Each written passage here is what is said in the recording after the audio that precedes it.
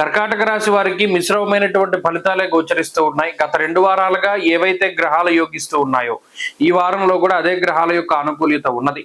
ప్రత్యేకించి లాభస్థాన స్థిత శుక్రుడు అలాగే చంద్ర బలం ప్రధానంగా యోగిస్తూ ఉన్నటువంటి గ్రహాలుగా చెప్పవచ్చును. ఈ వారంలో కూడా అదే గ్రహాల తాలూకు అనుకూలత మనకి ప్రత్యేకించి కనబడుతూ ఉన్నది. అయితే ఈ కర్కాటక రాశి వారికి వ్యయగురుని యొక్క స్థితి, జన్మ రవి యొక్క స్థితి, పాపార్గళం 2వ స్థానమందు కుజుని యొక్క స్థితి, వీటికి మించి అష్టమ రాహు యొక్క స్థితి. అయితే ఇవన్నీ ఏంటి అంటే సహనాన్ని పరీక్షణ చేస్తూ ఉంటాయి. దేహార్తి చిత్త సంతాప కాలాతిక్రమ భోజనం అన్నది శాస్త్రం.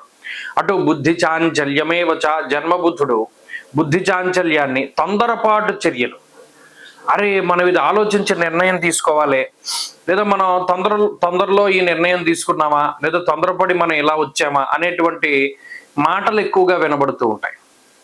అలాగే శరీరం ఎక్కువగా కష్టపడుతూ ఉంటుంది. మానసిక శ్రమతో పాటుగా శారీరక శ్రమ అధికంగా ఉండడాన్ని కూడా కర్కాటక రాశి వారిలో చూడొచ్చు.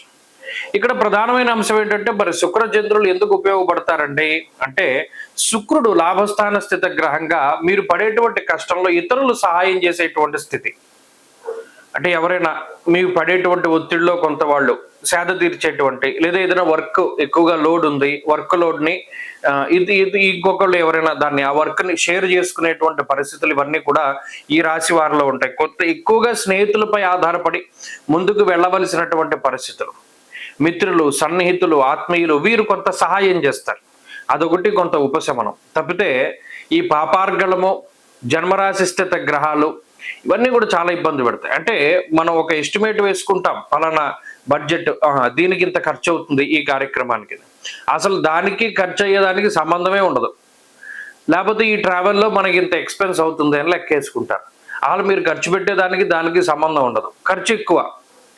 ఆలోచనలు రావు, అయ్యో నిజమే కదా మనం దీనికి ఖర్చు పెట్టాలి, ఇది రాసుకోలేదేంటి. అలాగే ఏదైనా ఒక పని చేసేసిన తర్వాత ఆలోచన చేయడం, విమర్శ చేసుకోవడం ఎక్కువ అలవాటు అవుతూ ఉంటుంది కర్కాటక రాశి వారికి. ఈ గ్రహస్థితి వల్లనే ఇది పోతుంది, కానీ దీని పట్ల ఎక్కువగా జాగ్రత్తగా ఉండాలి. ఎలా జాగ్రత్తగా ఉండాలి? చేసే పని ప్రారంభం చేసేటప్పుడు పూర్తి క్షుణ్ణంగా అవగాహనతోటి ఉండడం. ఒక మనిషిని కలిసేటప్పుడు వారితో ఎలా ప్రవర్తించాలనేది ముందుగానే ప్రాక్టీస్ చేసుకోవాలి. అక్కడికి వెళ్ళి అయ్యో మనం వీళ్ళతో ఎలా మాట్లాడాం, వాళ్ళు ఏమనుకున్నారో, వీళ్ళు మనకి చేయాల్సింది చేస్తారో లేదో అనేటువంటి ధోరణిలో ఆలోచన ఉండకూడదు. కాబట్టి ఈ విషయాలను ప్రధానంగా ఈ రాశి వారు గుర్తుపెట్టుకోవాలి. ఆర్థిక ఇబ్బందులు కానీ, అనారోగ్య సమస్యలు కానీ ఇబ్బంది పెడుతూ ఉన్నప్పుడు భగవంతుడి యొక్క పాదాలు పట్టుకోండి.